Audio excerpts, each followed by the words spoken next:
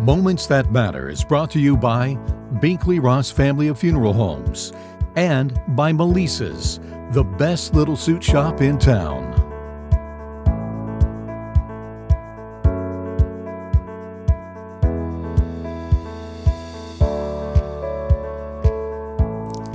Welcome to Moments That Matter. I'm your host, Melise Oakley. Moments That Matter is a podcast of sharing real stories of comfort and care and connection at the Voyage Senior Living. Today, we're exploring the importance of compassionate touch and how connection improves quality of life.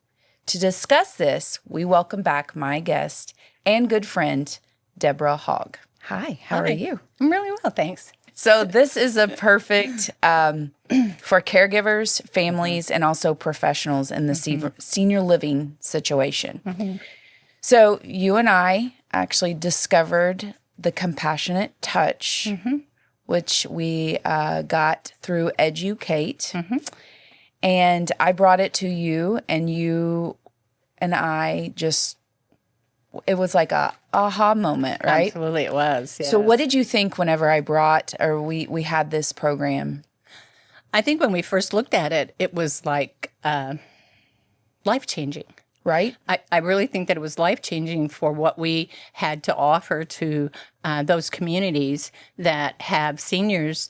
And it doesn't always have to be a senior, but predominantly because they are so many times abandoned by, and not intentionally, but when they are placed in care in a community and their family's not with them, you think about how many times are you touched, and only in a comforting way is what we're talking about. But the program is about teaching caregivers, loved ones, how to interact with, and even staff and friends, how to interact with someone who is struggling with getting older and some of the things that come along, but it's helping them to understand the importance of touching a hand, the importance of touching an arm, the importance of putting lotion on someone's feet. That's not what we would offer in presenting this program, but we teach their family members and their caregivers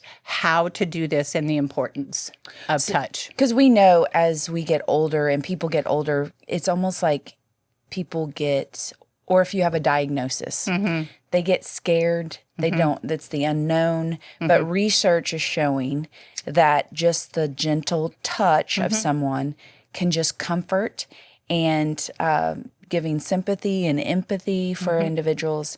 But the thing that I love to see, and not everyone likes to be touched. That's true. And so part of this program that we were able to be a part of, what do you think is the most important part of this program and educating others about it? Well, I think first we have to look at when there's someone who's dealing with illness or age, for sure. A lot of people that love them or care for them won't go around because they don't know what to say. I don't know what to say to them. I don't know how to talk. Well, you can't fix anything when someone's going through it. You can't fix it. You just have to sometimes just sit there and just be present. And this program was so amazing because it gives you something to offer. Yes. When you go to visit. And it can be, an easy massage on the shoulders. It could be just holding someone's hand. It could be you want to dance. Those are things that are really important. And when a family friend, caregiver is offering that to a senior or to someone who's struggling, it is very important. And it isn't about the words you say. No. It's about the way you interact and just being there. And that seems to be the most important thing. And I think if we could take the program out into the community and people can learn how effective this can be for those, and particularly the ones that are dealing with a terminal illness. There is a comfort in having someone with them that is touching them, but it is also a comfort to the person who's doing that touching. So it isn't necessarily about the words. It's about the actions. And I think that's what compassionate touch has shown to us and why we wanted to take it out into community. There was a little confusion that we were the ones that were going to be coming in and touching you. Right. And that was not what the program was about at all.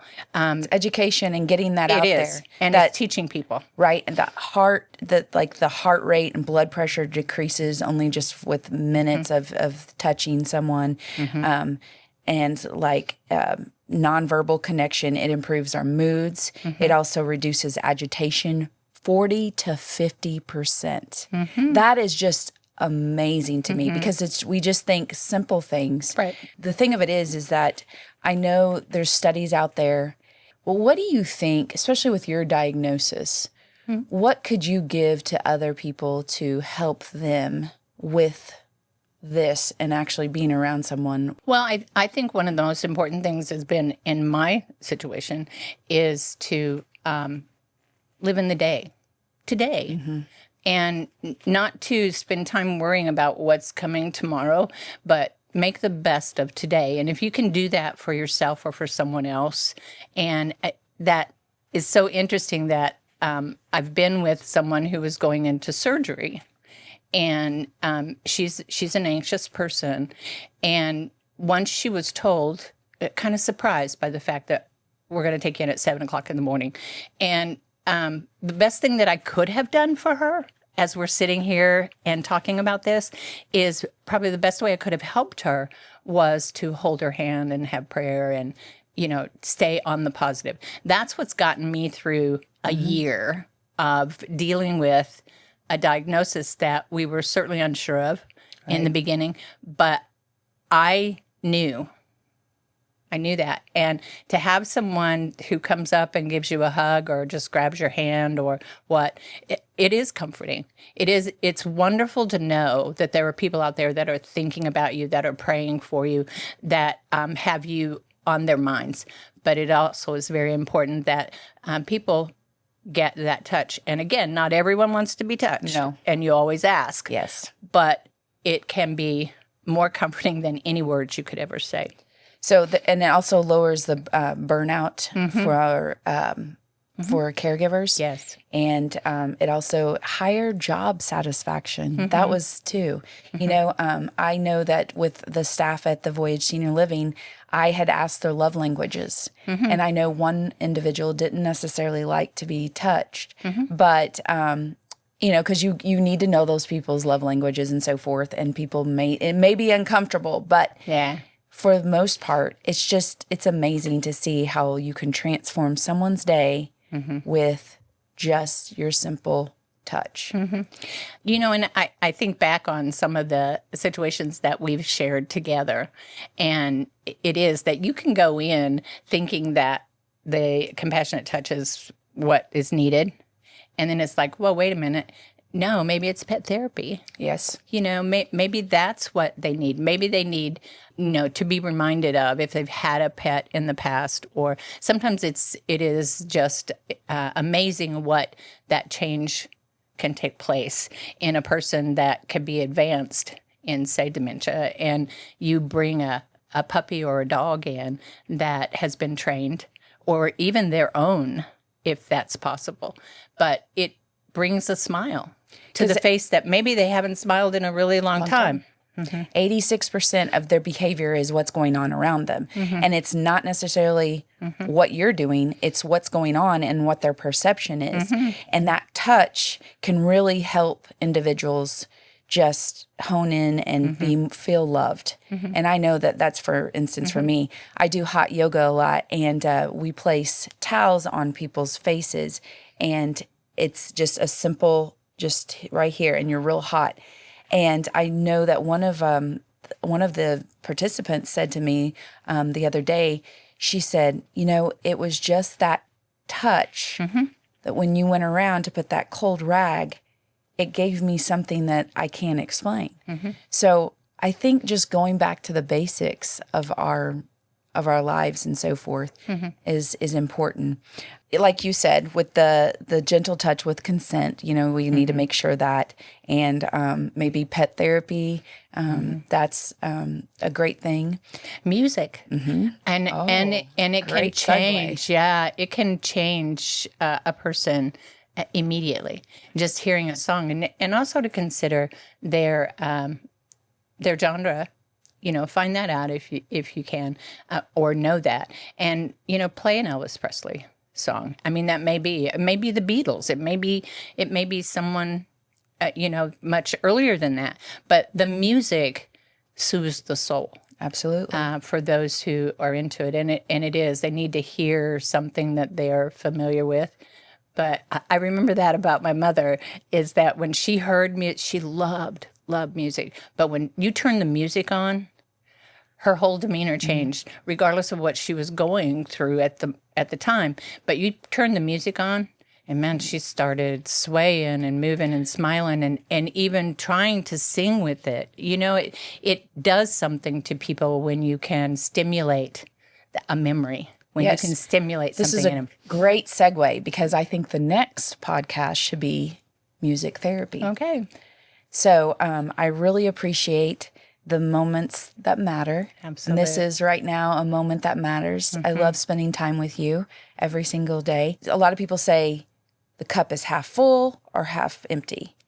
But with you, it's refillable. And that's what I've learned through you. Life is all about, it's not about half empty or half full. It's about it being refilled. Right, and I want it to kind of overflow, so it droops out on people. I want that cup so full that, it's falling out on someone else. And you can see it. So thank you very much for coming today. And you you'll for come having back me. with me with the... Oh, sure, love it. All right. Someone once said, too often we underestimate the power of a touch, a smile, a kind word, and a listening ear. But those are the moments that matter most. Thank you for joining us on the Moments That Matter. Remember to follow Moments That Matter and the Voyage Senior Living on Facebook, YouTube for more heartwarming stories. Until next time, take care and cherish the moments that truly matter.